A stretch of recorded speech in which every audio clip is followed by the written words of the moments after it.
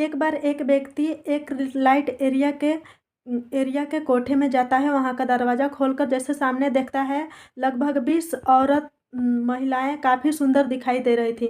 उन महिलाओं में से एक महिला को चुनने का इसको आ जाती थी। बारी बारी से महिलाओं को देखते जाता था। उनमें से एक को इसको चुनाव करना था। जैसे ही एक महिला पर उसकी नज़र पहुंचती है तो उस महिला की आंखें झुक जाती है। झुकी हुई नज़रों को देखकर वो सोचने पर मजबूर हो जाता है कि ऐसा लग रहा था कि चेहरा जाना पहचाना सा लग रहा है, क्योंकि उसके पहनावे कपड़े सबसे उससे पहले कभी इस तरह से उसने देखा नहीं था। वो उसी महिला का चयन करता है और उसे कमरे के अंदर लेके जाता है। जब उससे बातचीत करता है तो उसे पता चलता है कि वो महिला कोई और नहीं, उसी की धर्म पत्नी है और उसी की बीवी है। अपने ही बीवी के इस रेड लाइट एरिया के कोठे में देखने के बाद उसके पैरों तले जमीन खिसक जाती है। वह सोचने पर मजबूर हो जाता है आखिरकार वो करे तो क्या करे। एक वो क्या कैसे और कहाँ से यहाँ पे पहुँच गई है। बहुत सारे सवालों का जवाब जानने का कोशिश में था। जब सवालों का जवाब जानता है तो वो एक ऐसा कदम उठाता है जिसको सुनने के बाद आप भी उसको सैल्यूट करने पे मजबूर हो जाएंगे, क्योंकि किसी भी महिला से छोटी गलती हो, जाने में हो या अनजाने में हो जाए तो उसको गलती माफ़ नहीं होती हैं, बल्कि पुरुषों की गलतियों को कई बार नज़रअंदाज कर दिया जाता है। पर उस पुरुष ने उस महिला की तमाम गलतियों को नज़रअंदाज करते हुए भी जो कदम उठाया, बल्कि सैल्यूट वाला कदम उठाया है। नमस्कार, प्रणाम। आज की जो सच्ची घटना मैं आपको सुनाने जा रही है, ये सच्ची घटना है कर्नाटक प्रदेश की राजधानी बेंगलुरु को। दरअसल एक व्यक्ति जिसका नाम साहिल है, जो बेंगलुरु शहर का रहने वाला है, एक मल्टीनेशनल कंपनी में काम करता था। उसकी कंपनी ने उसको एक असाइनमेंट के लिए बुलाया था मुंबई में। आपको यहाँ पर आना है कुछ समय के लिए। अभी 2 या 3 महीने हुए थे उसके शादी को। अपने पत्नी को छोड़ करके जाना नहीं चाहता था, लेकिन कंपनी का सवाल था, जिस कंपनी में काम कर रहा था उस कंपनी का सवाल था, आखिरकार उसको जाना पड़ता है। जब वहाँ पहुँच जाता है तो 1-2 हफ्ते काम करता है। 1-2 हफ्ते काम करने के बाद अपने पत्नी से बात करता है तो उससे कहता है, क्या तुम मुंबई घूमना चाहोगी? जैसे ये बात अपने पत्नी से कहता है, उसकी पत्नी बहुत खुश हो जाती है। मेरा तो सपना था बचपन का कि मैं मुंबई आकर के देखूं और घूमूं। आज तक तो मैंने केवल मुंबई के बारे में सुना है, देखा है फिल्मों में। साक्षात देखने को मिलेगा तो कितनी अच्छी बात है। जब वह अपनी पति से ऐसे बातें करती है तो उसका पति कहता है, परेशान होने की ज़रूरत नहीं है, 7 अक्टूबर 2011 का तुम्हारा रिजर्वेशन करा दिया गया है और आपका ट्रेन मिलेगा। आप आराम से बेंगलोर से मुंबई का सफ़र पूरा करके सीधे मुंबई आइए और मैं आपका इंतज़ार करूँगा। वो दिन भी आता है जब वो घर से तैयारी के साथ निकलती है मुंबई के लिए, बेंगलोर के रेलवे स्टेशन पे और ट्रेन में बैठती है और अपने सास को फ़ोन करती है कि मैं ट्रेन में बैठ चुकी हूँ और लगभग 1000 किलोमीटर के सफ़र है, 16-17 घंटे में पूरा हो जाएगा और मैं साहिल के पास पहुँच जाऊँगी। पहला फ़ोन। अब दूसरा फ़ोन अपने पति के पास लगाती है और बोलती है कि जी मैं ट्रेन के अंदर बैठ गई हूँ, अब मैं जल्दी से आपके पास आ पहुँचूँगी और आप परेशान नहीं होइएगा। और साहिल कहता है कि परेशान मुझे नहीं, परेशान तुम मत होना, किसी से ज़्यादा बातचीत नहीं करना और परेशान नहीं होना और कोई ऐसी वैसी चीज़ लेकर के खाना है। अब ट्रेन चल पड़ी है। अब जैसे ही मुंबई के सफ़र के लिए ट्रेन जा रही है, जिस बोगी में बैठी हुई है, सामने वाली बर्थ बर्थ पे 2 व्यक्ति बैठे हुए, एकदम अनजान व्यक्ति हैं, एक दूसरे से बात भी नहीं कर रहे हैं, लेकिन मगर धीरे धीरे आपस में एक दूसरे से वो लोग बात करने लगते हैं, बातचीत करने लगते हैं और पूछने लगते हैं कि कौन हो, कहाँ से आ रही हो, कहाँ जा रही हो। इस तरह ही ये महिला किसी से बातचीत भी नहीं कर रही है। नाम तान्या है। तन्या किसी से बातचीत नहीं कर रही है। बात कर रही थी तो अपने ससुर से, सास से, नहीं तो अपने पति साहिल से बताती है कि इतना किलोमीटर मैं यहाँ पे आ गई हूँ। खिड़की के बाहर झांक करके बताती थी कि देखो ऐसा दिखाई दे रहा है, वैसा दिखाई दे रहा है। इस तरह का ऐसा उसका सफ़र कटने लगता है। जैसे जैसे वो आगे बढ़ती है और ट्रेन बढ़ती है और जो सामने बैठे हुए हैं उनमें से एक व्यक्ति कहता है, बहन जी आप लगता है कि आप पहली बार ट्रेन में सफ़र कर रही हो, अभी मुंबई का। वो कहती है, हाँ मैंने ट्रेन में तो बहुत सफ़र किया है पर अकेले मुंबई में पहली बार जा रही हूँ। आपको, वो दोनों बोलते हैं कि आपको परेशान होने की ज़रूरत नहीं, हम भी मुंबई जा रहे हैं।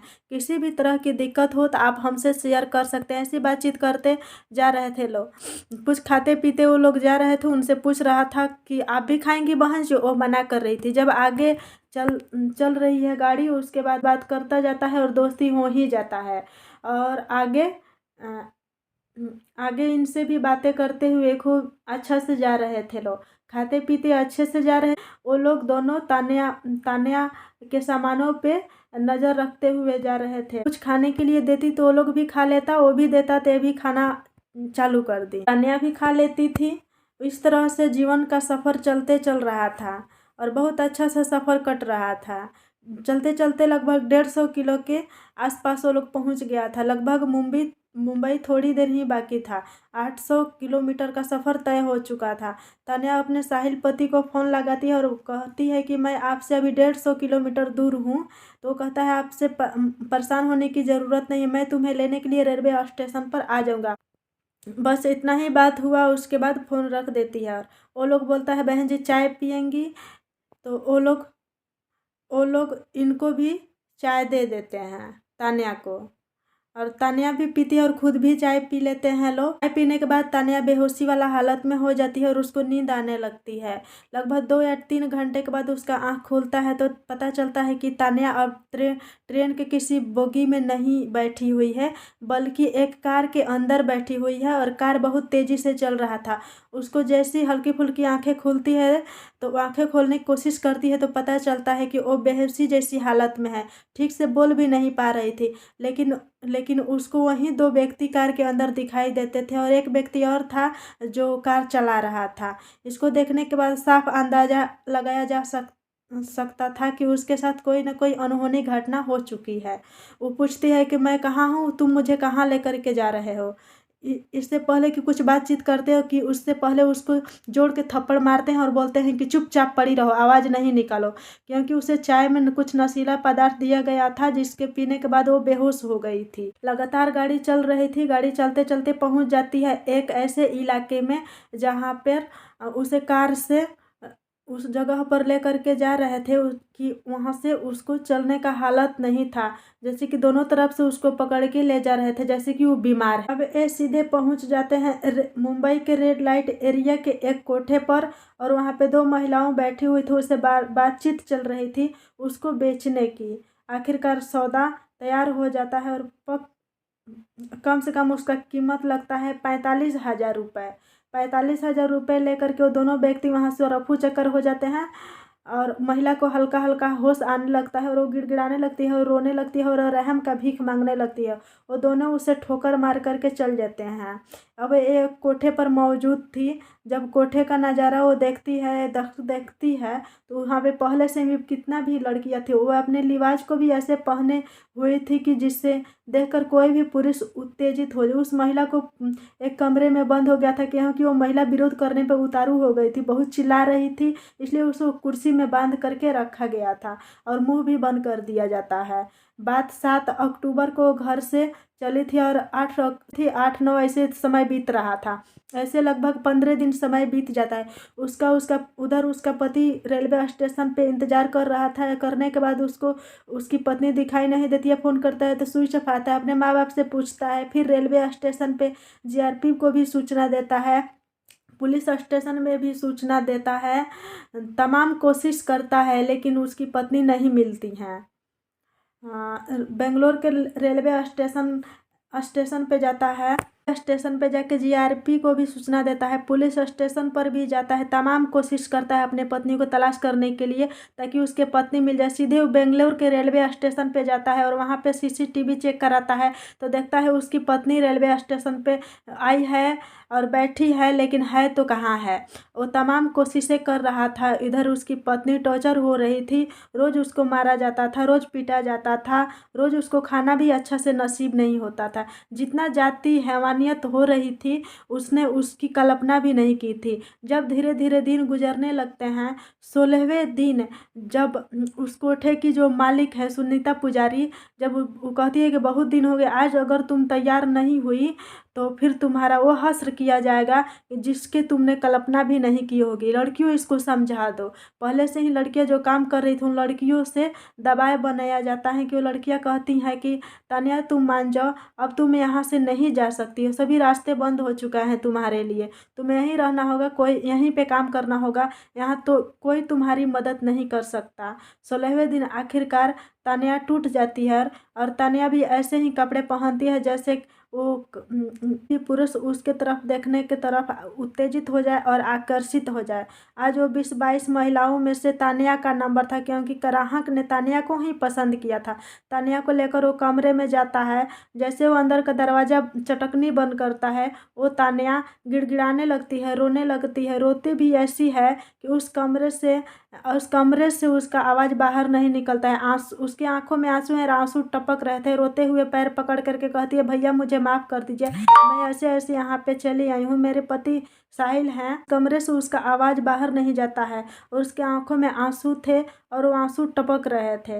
रोते हुए पैरों पकड़ के कहती है, भैया मुझे माफ़ कर दीजिए, मैं ऐसे ऐसे यहाँ पे चली आई हूँ, मेरे पति साहिल हैं, मेरे पति मल्टीनेशनल कंपनी में काम करते हैं, मुझे तो सिर्फ बम्बई घूमने आना था, किसी ने चाय में मुझे नशीला पदार्थ खिलाया और मुझे यहाँ लाके छोड़ दिया। कि कोठे पे आने वाला व्यक्ति कोई शरीफ तो नहीं होता है, किसी ने मुझे चाय में नशीला पदार्थ पिया और मुझे यहाँ पहुँचा दिया। वो अपने परेशानी, अपना दर्द जब बयां करती है तो उस व्यक्ति ने, कोठे पर आने वाला कोई व्यक्ति शरीफ नहीं होता, लेकिन इस व्यक्ति ने इंसानियत का परिचय देते हुए कहा कि मैं तुम्हारी क्या मदद कर सकता हूँ। जब बात मदद करने की आती है तो कहती है कि मुझे मेरे पति से बात करा दीजिए। उधर उसका पति अपने पत्नी का तलाश कर रहा था, तमाम कोशिशें कर रहा था। आखिरकार वो बार बार फ़ोन देखता था, बार बार फ़ोन मिलाता था, लेकिन फ़ोन बंद आता है। 16वें दिन जा कर के एक अनजान नंबर से फ़ोन आता है साहिल के पास, तो आवाज़ आती है रोते हुए, मैं तानिया बात कर रही हूँ, मैं कहाँ हूँ मुझे नहीं है पता, मुझे यहाँ नहीं रहना है। जब वो पूरी कहानी बात से सुनता है तो वो कहता है कि तुम हो कहाँ पे। वो कहती है, मुझे नहीं पता, मुझे कुछ पता नहीं है, ये कहाँ है, किस कमरे में है, कहाँ है, मुझे कुछ पता नहीं है, वो इलाका कौन सा है, वो सारी जानकारी वो व्यक्ति देता है जो व्यक्ति उसकी अभी तक मदद कर रहा था। साहिल को जब ये सूचना मिल जाती है तो साहिल सोचने पर मजबूर हो जाता है कि आखिर करूँ तो क्या करूँ, कैसे बचाऊँ। जब पुलिस के पास जाऊंगा तो पुलिस छापा मारेगा तो उस कोठे से गायब कर देगा, कुछ नुकसान पहुंचा, इसलिए ऐसा कुछ हुक नहीं करता है। सीधे वो पुलिस के बजाय वो सीधा खुद पहुंच जाता है ग्राहक बनकर के उसी कोठे पे जाने के बाद, तब तक वो पुराना ग्राहक जा चुका था, अब नया ग्राहक साहिल बन के आता है। उन महिलाओं में से तलाश करता है, अपनी बीवी को ढूंढने की कोशिश करता है, हर महिला को रिजेक्ट कर देता है, ये नहीं चाहिए, ये नहीं चाहिए।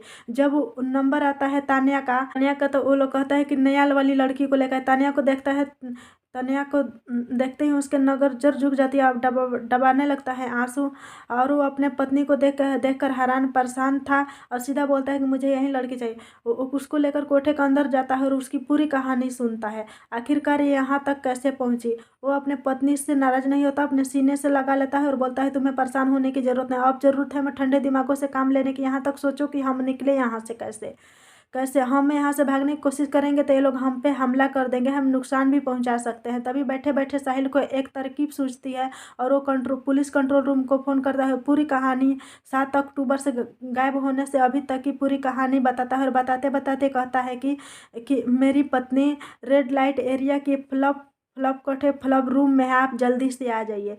पुलिस ने वाकई ईमानदारी से काम किया। मुंबई पुलिस ने वाकई सैल्यूट करने के कि हकदार है। मैं काम किया पुलिस ने, मुंबई पुलिस ने वाकई सैल्यूट के हकदार है। मैं बात करती हूँ कि 2011 के उस किस्से की। भारी पुलिस, वहाँ पर बड़ी संख्या में पुलिस पहुँचती है और उस कोठे को घेर लेती है और वहाँ पे छापा मारा जाता है। तो एक कमरे की तलाश की जाती है तो साहिल और तान्या की एक कमरे के अंदर वो लोग मौजूद मिलते हैं और दोनों के हालत दिखाने के लायक थी। पुलिस उन्हें सुरक्षित निकालती है, ना केवल तान्या को निकालती है बल्कि ऐसे कई लड़की थी जो बेवजह दलालों के चंगुल में फंसी हुई थी। उन दलालों के बारे में जो पता करने की कोशिश करते हैं, दलालों के बारे में पता लगाने की कोशिश की जाती है तो पता चलता है कि वो दलाल रेलवे स्टेशन के जगहों पर ही नजर गाड़े होते हैं। गिद्ध की तरह कोई लड़की, कोई महिला, कोई अकेली जा रही हो तो उसको सुंदर दिखने में हो ताकि उसको निशाना बनाया जा सके, उसे किसी भी तरकीब से उसे कोठे पर लाके बेचा जा सके।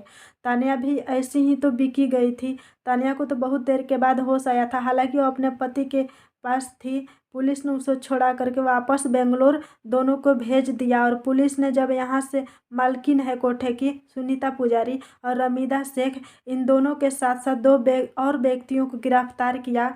उन दोनों इन दोनों से दोनों दलालों को भी गिरफ्तार किया गया। दोस्तों, ये वाकई साहिल ने बहुत अच्छा और बहुत नेक काम किया, जो उसने अपनी पत्नी को जीवन को बताया। कोई भी अगर व्यक्ति होता तो शायद अपने पत्नी के इतने छोटी सी बात को देखते हुए तमाम तरह का लांछन लगा सकता है। तुम यहीं कोठे पर हो, अब तुम्हारी मेरी जिंदगी में आने की कोई ज़रूरत नहीं। उसने इंसानियत का परिचय देते हुए अपने पत्नी को बचाया और कई लड़कियों को बचाया। दोस्तों, इस व्यक्ति ने वाकई सैल्यूट का अधिकार है, सैल्यूट करने के लायक हो। जब भी आप कभी, साथ ही मैं आपको जाते जाते मैं बता दूं, जब भी आप किसी सफ़र पे हो तो किसी का सामान ना खाएं, किसी से ज़्यादा दोस्ती ना करें, किसी से ज़्यादा बातचीत करने का कोशिश ना करें। कौन व्यक्ति किस रूप में आपको नुकसान पहुंचा दे, जैसे कि तान्या को दोनों व्यक्ति ने कैसे उसको नुकसान पहुंचाने की कोशिश की। उससे अच्छा उसका पति अच्छा था कि उसका साथ दिया। और अपना ख्याल रखें, सुरक्षित रहें। जय हिंद, जय भारत।